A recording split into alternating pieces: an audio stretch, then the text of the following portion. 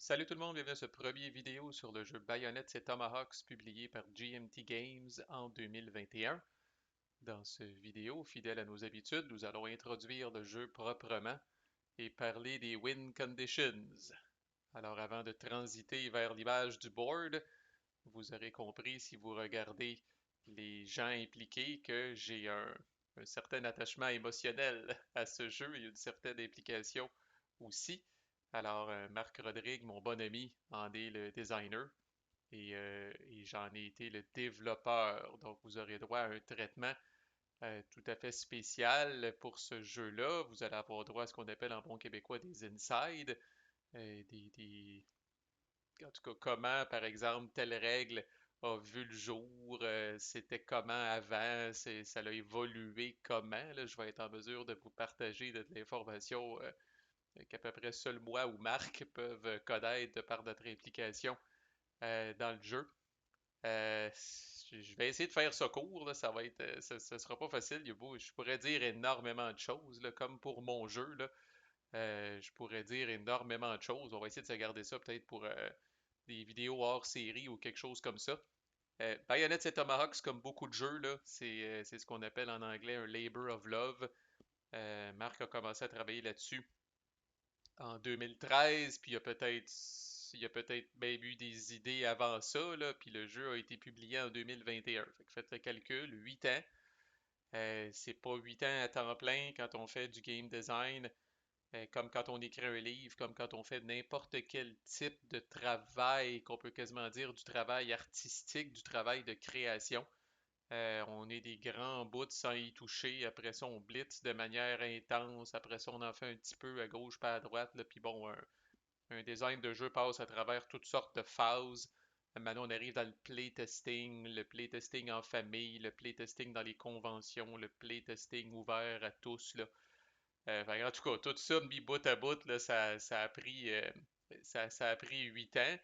Euh, Faut dire aussi ce qui aide pas, ce qui a pas aidé en fait, là, peut-être, là, c'est que, bon, là, ceux qui suivent un petit peu GMT de plus proche, là, leur fameux système là, qu'on appelle pardon, de P500, qui est le système de précommande, là, puis ça s'appelle de même parce que dans le bon vieux temps, il fallait atteindre 500 précommandes pour que GMT donne le feu vert et fasse imprimer un jeu. Là. Dans les faits, maintenant, c'est plus que ça. Là, ben, ils ont gardé le nom. Là, on dirait que c'est devenu une tradition. Mais bref, dans le temps de Bayonetta et Tomahawks, euh, dès que GMT donnait son go à une idée, là, peu importe là, si le jeu était encore à l'état très embryonnaire, il le foutait sur le P500 pour ramasser des précommandes, là, puis voir là, si le jeu était viable.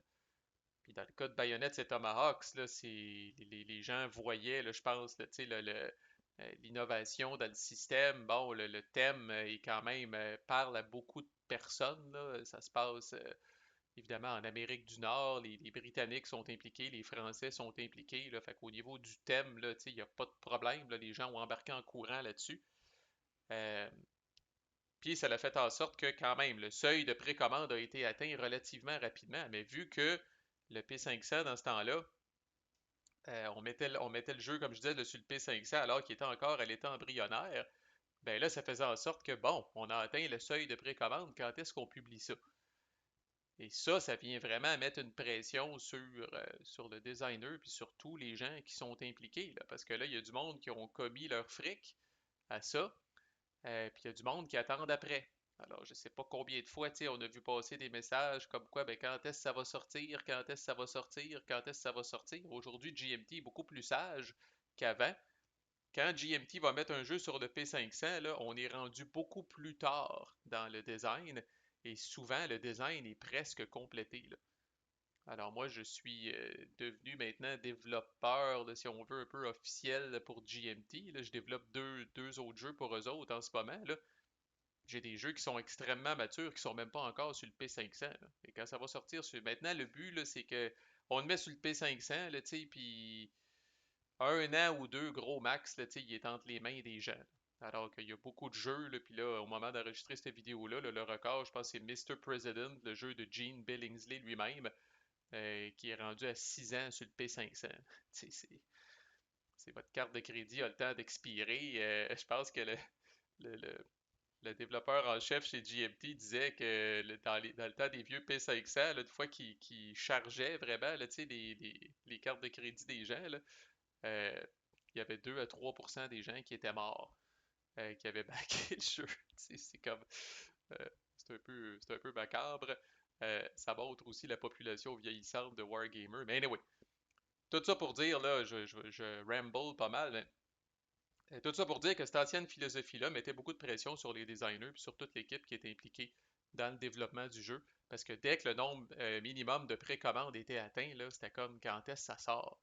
Puis là, c'est comme, Chris, il nous reste beaucoup de travail à faire. Ça sort pas tout de suite, il nous reste beaucoup de travail à faire. Puis là, le nombre de précommandes augmente, augmente, augmente. Fait que ce feeling-là s'amplifie. Puis là, maintenant, il y a des gens qui retirent leurs précommandes, tu sais, en disant, ben, c'est trop long, ça n'a pas de bon sens. Fait que ça vient mettre un stress, là. Toujours est-il que c'est en 2018, là, dans toute cette odyssée-là, là, c'est en 2018, puis le timing n'est pas anodin. En fait, ceux qui ont suivi ma petite histoire, là, Marc Rodrigue a fait le design graphique de mon jeu, Prelude to Rebellion. Et comme tout le monde qui sont impliqués dans l'industrie du gaming, on travaille pour des pilotes et Marc a vraiment, tu sais, il a vraiment donné de son temps, là, essentiellement, là, pour faire le design graphique de mon jeu.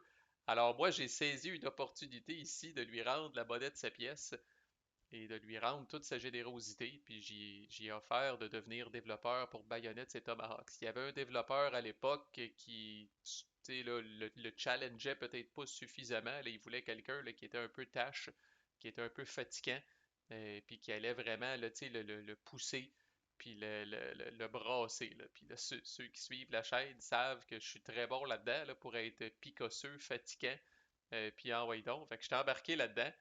Euh, à l'origine, là, tu sais, encore là, un peu rembourser Marc pour tout le temps qu'il avait mis sur mon jeu Prelude.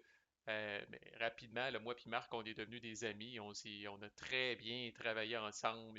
On a une très belle relation. Là, tu sais, ça se poursuit évidemment encore aujourd'hui, là, mais c'était plus intense à l'époque du jeu. Puis ça aussi, ça démontre une ancienne philosophie de GMT qui était, ben, trouve ton propre développeur. Fait qu'on arrivait chez GMT, on soumettait un jeu, là, puis là, on disait, ben, y a-tu quelqu'un qui va m'encadrer? Ah, ben, si t'as quelqu'un, propose-nous son nom, puis il va devenir ton développeur. Encore là, je suis bien placé pour savoir que maintenant, il y a toute une équipe de développeurs chez GMT, puis quand ils approuvent un jeu, ils vont matcher le designer avec un des développeurs de cette équipe-là au lieu de prendre le premier venu, la première personne qui tombe du ciel. Mais à l'époque, on était encore dans je chiale pas contre ça parce que c'est ce qui m'a permis de devenir développeur de Bayonetta et Tomahawks. Mais à l'époque, c'était comme, ben, GMT disait au designer, ben, tu trouves un développeur, tu nous donnes son nom, puis let's go, on vous souhaite bonne chance, tu sais, puis une petite tape dans le dos d'encouragement, puis tu sais, on attend votre version finale. Marc a un skill qui est tellement précieux à avoir quand on est un game designer. Dans le fond, Marc est un designer graphique dans son travail régulier de tous les jours. C'est pratique, ça, tu sais, c'est incroyable. Tu sais, combien de designers, moi y compris, sont limités par leur incompétence graphique. Euh, on a des idées, là, mais là, si on fait ça dans Paint, c'est lettres, c'est affreux. Si les gens voient ça, ils se sauvent en courant. Parce que s'il y a quelque chose encore là que moi j'ai appris, c'est que même si c'est des prototypes, ça l'aide quand c'est beau.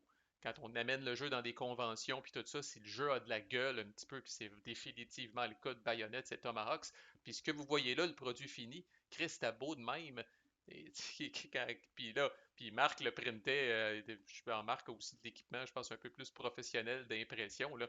Chris, quand Marc amenait ça dans des conventions, là, même quand c'était à l'état de prototype, on avait l'impression que c'était plus beau que beaucoup de jeux publiés qui se trouvaient sur la table. Alors ça, c'est indispensable. Tu sais, je veux dire, Marc était capable, tu sais, de hey, tu sais, ça, faudrait tasser ça de là. Bing, Marc le faisait. Tu sais, on a pu travailler à deux plutôt que travailler à trois. Puis c'était une grosse différence. Habituellement, tu as le designer, tu as le développeur, puis tu as le designer graphique. Il faut que tout ce monde-là marche à la même vitesse, puis main dans la main. Mais là, Marc avait le double chapeau, le designer, puis designer graphique, puis ça, c'est indispensable. Comme si c'était pas assez. Euh, Marc est un pro de la période. C'est ce qu'on appelle un reenactor. Il participe Tu sais, là, à des événements là, où il va vraiment, là, pour ceux qui connaissent pas, là, où il va vraiment se déguiser en soldat de l'époque, là, tu sais, là, puis ils vont reconstituer des batailles, puis des choses comme ça. Là, fait qu'il parle en connaissance de cause. Il a lu à peu près tous les livres sur la guerre en question. Il y a aussi un background d'ingénieur, c'est vraiment une bébête spéciale. Là. Il y a un background d'ingénieur, donc très rationnel. Il y a ce côté-là de calcul puis de rationnel, tout en étant un designer graphique. Fait que c'est rare vraiment les gens qui ont le côté créatif, graphique, puis le côté le plus, là, encore là, structuré, ingénieur. C'est quelqu'un de très méthodique, très ouvert d'esprit, euh, super bon gars, là, vraiment, là, à travailler avec, là, vraiment, c'est incroyable. Fait que euh, vous pouvez pas rien y apprendre sur cette période-là. Là. Dès que je réponds à la majorité des posts sur Board Game Geek, là, mais dès que ça tombe, pouvez-vous me donner un exemple d'une bataille où tel scénario est arrivé, là, Chris Mark va arriver telle date, telle année, telle place, il y avait tel général, tel commandant, tel ci, tel ça, voici ce qui s'est passé, puis toute l'équipe, là, c'est vraiment, là, puis ça aussi, c'est très utile quand on est designer, là, d'être un champion ou d'être super connaissant de la période en question. Fait que j'aurais peut-être dû commencer par ça, mais pour ceux qui ne le savent pas, Bayonetta et Tomahawk, c'est un jeu à deux sur ce qu'on a appelé en anglais là, le French and Indian War. Euh, c'est la guerre de 7 ans là, mais en Amérique du Nord. Là, tu sais, pour ceux au Québec, là, vos cours d'histoire, là, c'est la bataille des plaines d'Abraham, c'est Wolfe, c'est Montcalm. C'est là où, dans le fond, là, les Français ont perdu là, leur colonie en Amérique du Nord, là, puis qu'on est devenu une colonie britannique. Là. Fait qu'en tout cas, là, je ne veux pas politiser cette affaire-là là, plus que ça. Là. Mais bon, fait que c'est là que les Français ont mangé une volée aux mains des Britanniques, là, puis c'est en suivi, là, dans le fond, là, tout ce qui a mené éventuellement là, au soulèvement patriote aussi, qui est couvert dans mon jeu, mais c'est quand même comique de voir les liens entre les deux. Fait que c'est très de chez nous, là, si vous m'écoutez, puis vous êtes du Québec, là, ben Québec est là, Trois-Rivières, Montréal, là, Chris, c'est vraiment chez nous, là. Fait que vous pouvez refaire encore là, comme je disais, là, la bataille des plaines d'Abraham, vous allez probablement la refaire dans le jeu. Là. Le jeu se démarque, en fait, c'est un jeu qui n'est pas très complexe, mais il y a beaucoup de concepts qui sont un peu dépeignants pour les wargamers qui sont habitués là, bon, à certaines mécaniques classiques. Là. Il y a des affaires dans Bayonetta et Tomahawk qu'on n'a pas vu nulle part ailleurs. Fait que ça vient avec des dés custom. Les formes des unités sont importantes plutôt que leur couleur. Fait que, tu sais, là, c'est un peu, là, tu sais, on lit les règles au début, puis wow, tu sais, que c'est ça, là, on n'est pas capable, on dirait, de faire de lien avec d'autres choses, mais bon, je suis là pour vous l'expliquer, là. C'est un jeu qui s'est démarqué aussi par le traitement là, que Marc fait là, bon, évidemment, là, je vais dire les Indiens là, pour le vidéo, là, parce que c'est comme ça que ça s'appelle dans le jeu, là, tu sais, là, puis là, je ferai pas trop de politically correct avec ça, là, mais bref, vous voyez là, le nom des spaces qui sont ici, là, puis le nom des villages indiens, là, c'est les vrais noms de l'époque là, qui étaient utilisés aussi souvent par les Indiens. Là, c'est pour ça que vous allez voir des noms un peu là, encore là en bon québécois à coucher dehors dans un sens là. Mais il y a une attention aux détails qui a été faite là, par rapport à toute cette implication historique-là, là, puis c'est bien reflété dans le jeu. Puis là, on peut déchirer notre chemise puis dire comment ça, un autre jeu en anglais sur l'histoire du Québec puis de la France. Ben oui, Chris, il n'y a pas un assez gros marché, hélas. On publierait ça en français, puis on en vendrait le dixième des copies, là, déjà, comme qu'on travaille pour des pilotes, comme je disais tantôt. Fait qu'un peu comme mon jeu, c'est une décision à prendre, puis à un moment donné, ben, le jeu est publié en anglais pour avoir accès au plus grand public possible. Mais n'empêche, là, je vous confirme là, que c'est presque 100% québécois, là, fait que Marc Rodrigue, le designer, Marc Rodrigue, le graphics designer, moi, le développeur, évidemment, GMT, là, qui est l'éditeur derrière, là, qui est américain, là, mais on peut dire que c'est quand même bien de chez nous. Là. Tout le long des vidéos, je vais utiliser le scénario de 2 ans, qui est selon moi le sweet spot. C'est pas mal le scénario qu'on avait en tête, tu sais, là, pour qu'on se disait que la majorité des joueurs allaient jouer. Il y a des scénarios d'1 an, mais je trouve qu'on perd un peu, là, il se passe quelque chose à la fin d'une année, là, quand on joue un scénario multi-année, là. Puis évidemment, quand on joue un scénario d'un an, ben, on fait pas ça. Là, à la fin de l'année, c'est fini, puis on regarde qui a gagné, là. Puis la campagne, ben là, à ce moment-là, 55, 56, 57, 58, 59, c'est 5 années. Puis là, ça, c'est long, là. Tu sais, c'est un projet d'une journée, là, puis même une grosse journée. Là, vous comptez à peu près 2 heures par année pour jouer ça. Fait que c'est pour ça que le scénario de 2 ans, ça vous donne peut-être un 4 heures de jeu. Ça peut fitter dans une soirée, ça peut fitter dans un après-midi. Vous pouvez vous installer et faire la campagne là, pendant une grosse journée. Là. Mais vraiment, là, je trouve le sweet spot, scénario de 2 ans, on va voir la dynamique, qu'est-ce qui arrive à la fin de l'année, qu'est-ce qui arrive quand on recommence une nouvelle année. Fait que ça, je trouve ça intéressant tout en gardant la durée quand même gérable. Fait que anyway, je vais blablater de toutes sortes d'affaires dans les prochaines vidéos. Fait que pour l'instant, je vais m'arrêter ici. L'autre chose que je voulais couvrir dans cette vidéo-là, c'est les win conditions. Fait que dans Bayonetta et Tomahawks, là, ça, on réinvente pas la roue. Là. Il y a une track de points de victoire qui va du côté français puis du côté britannique. Fait que là, c'est le classique. Quand le britannique score des points de victoire, on bouge ce marqueur-là à droite. Quand le français score des points de victoire, on bouge ce marqueur-là à gauche. Puis à la fin de chaque scénario, systématiquement, là, puis je vais vous le montrer, ce sera pas long, là, mais vous allez avoir là, ce qu'on appelle là, en anglais des victory thresholds, des seuils de victoire, si on veut, là, où doit être le marqueur pour qu'une faction ou une autre gagne. Mais avant de vous montrer ça, là, je vais vous montrer les sources de points de victoire. Il y en a 4 officiellement. Fait que si je cache les unités, là, vous allez voir que sur la map, on trouve ce qu'on appelle là, des victory spaces. Là. On va y revenir dans le prochain vidéo. Je pense qu'on va faire le tour du board. Là. Mais les spaces là, qui sont encerclés en jaune ici, là, le chiffre qui est là, c'est leur valeur de points de victoire quand cette space-là est capturée. Là. Fait que, par exemple, Shinyektu commence sous contrôle français. Si les Britanniques prennent le contrôle de Shinyektu, ben, les Britanniques vont scorer un point de victoire.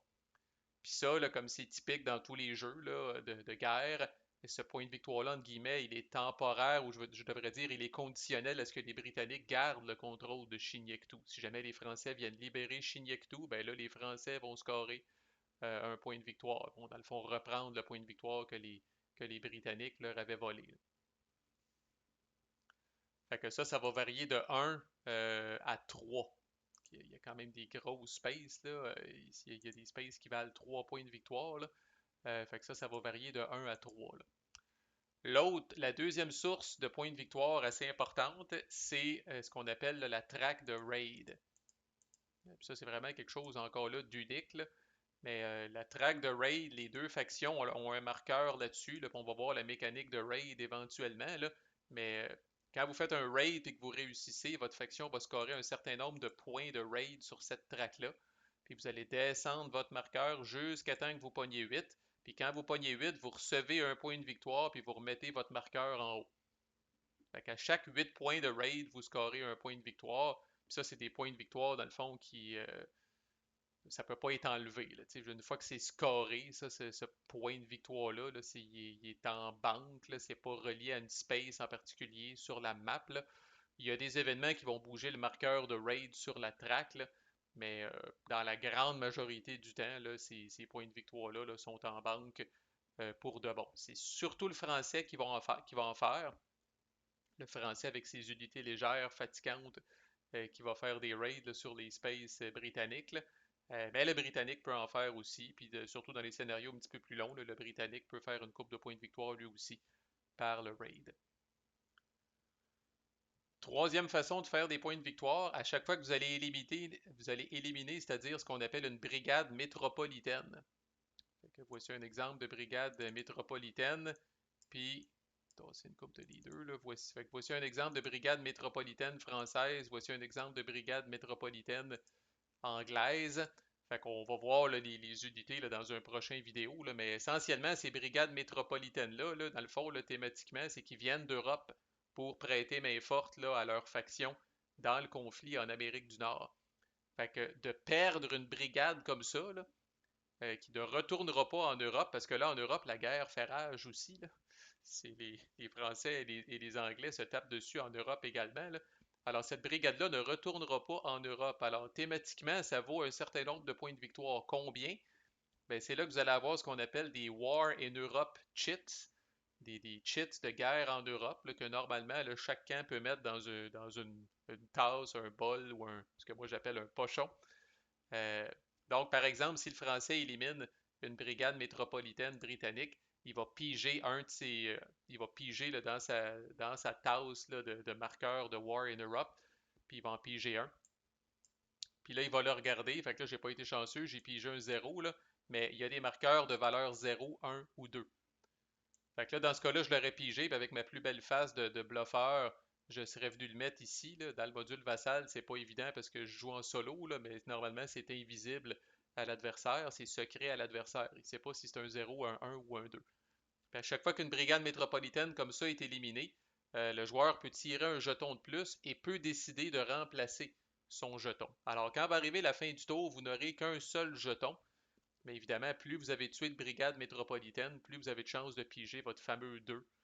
Ben, vous en avez plus qu'un, là, mais plus vous avez de chances de piger un 2 qui se trouve dans votre pile, puis là, de faire le maximum de points de victoire reliés avec ça. Fait que dans mon cas, ça m'aurait pris 2 piges. Fait que là, si j'avais tué une deuxième brigade métropolitaine, puis j'avais pigé ça, là, ben, j'aurais dit merci beaucoup. Puis lui, je l'aurais retourné dans ma cope finalement pour continuer de bluffer. Puis je pige quand même à tous les tours pour bluffer, là. Puis je fais une face triste à mon adversaire en disant ah, si, je vais-tu faider par pogner un 2 tu sais. Fait que ça, c'est un petit élément secret qu'on ne sait pas à la fin du tour. Puis ça, c'est à la fin de chaque tour, à la fin de chaque année, essentiellement. Fait que si vous jouez un scénario de 2 ans, ben, vous allez avoir l'équivalent de 2 War in Europe cheats potentiellement pour les deux camps. Fait que ça peut venir faire bouger le marqueur de points de victoire. Si vous avez un 2 puis que l'adversaire en a pas, ben, c'est un chiffre de 2 points de victoire. Puis ça aussi, c'est fait, c'est en banque, puis ça ne peut pas être enlevé par après. Et la dernière chose, ça va me permettre de vous montrer aussi le Victory Threshold. Fait que voici là, une fiche de scénario. Là. Fait que, comme je disais, là, le scénario de 2 ans, le Amherst Juggernaut, c'est un scénario, là, c'est la fin de la guerre. Là. Fait que là, vraiment, les Britanniques ont l'ascendant, là, puis les Britanniques ramassent. Le Français essaie de sauver les meubles, là, c'est un style. Si vous avez si vous avez plus ça, où est-ce que le français est à l'offensive, jouer plus, il y a un scénario d'1 an, je pense en 1755, la première année de la campagne, mais je peux scroller sans être paresseux, là. La petite guerre de Vaudreuil en 1745, en 1755, là, le français est un petit peu plus belliqueux, là. Mais dans celui-là, disons que l'anglais passe la mop ou passe la charrue, là, si on peut dire, là. Fait que dans le fond, là, portez attention ici. Dans la majorité des scénarios, si ce n'est pas dans tous les scénarios, vous allez avoir des bonus de fin d'année. Ce qui n'est pas sans rappeler nos emplois professionnels. Fait que des bonus de fin d'année qui vont vous être donnés là, comme commandant si vous réussissez à atteindre certains objectifs. Fait que par exemple, dans ce scénario-là, pour le français, à la fin de 1758, le français score 2 points de victoire s'il contrôle 3 British Home Spaces ou plus. Puis à la fin de 1759, il score 2 points de victoire pour chacune des 3 spaces françaises qui valent 3 points de victoire, donc Louisbourg, Montréal et Québec, qui n'est pas contrôlé par le Britannique. OK? Fait que c'est des points de victoire de bonus que vous pouvez aller chercher. Fait que c'est hot pour plusieurs raisons, puis ça vous donne un but d'envie, ça vous donne un but pour cette année-là, de dire en 1758, là, oui, vous devez encore là protéger vos places, raider, puis faire toutes sortes d'affaires comme français, mais vous devez aussi garder en tête que si vous faites ça, vous scorez 2 points de victoire de plus. Puis en 1759, si vous réussissez à faire ça, vous scorez, bon, dans ce cas-là, ça peut être entre 0 et 6 points de victoire là, que vous allez aller chercher. Là. Fait que ça, c'est très intéressant. Puis il y a ce qu'on appelle là, des victory threshold. Fait que il y en a encore là, dans la campagne, il y en a, ouais, il y en a peut-être à chaque année même dans la campagne. Là. Fait que par exemple, à la fin 1758, le français gagne si le marqueur de points de victoire est à 5, ce qui est aussi son emplacement de départ. Alors, thématiquement, ça représente qu'en 1758, entre guillemets, les Britanniques n'ont pas réussi à faire de gains significatifs. Là.